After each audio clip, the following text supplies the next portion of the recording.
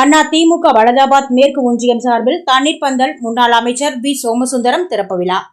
காஞ்சிபுரம் மாவட்ட அண்ணா திமுக வலதாபாத் மேற்கு ஒன்றிய கழகத்தின் சார்பில் புதுப்பாக்கம் ஊராட்சி மன்ற தலைவர் மஞ்சுளா பரணி, வலதாபாத் மேற்கு ஒன்றிய அம்மா பேரவை துணைத் தலைவர் கே பரணி ஆகியோர் ஏற்பாட்டில் வலதாபாத் மேற்கு ஒன்றிய செயலாளர் அத்திவாகம் டாக்டர் சே ரமேஷ் தலைமையில் நீர்மோர் பந்தலை அண்ணா திமுக முன்னாள் அமைச்சர் மாவட்ட கழக செயலாளர் வி சோமசுந்தரம் திறந்து வைத்து பொதுமக்களுக்கு இளநீர், மோர், குளிர்பானம் உள்ளிட்ட பல வகைகள் வழங்கினார்.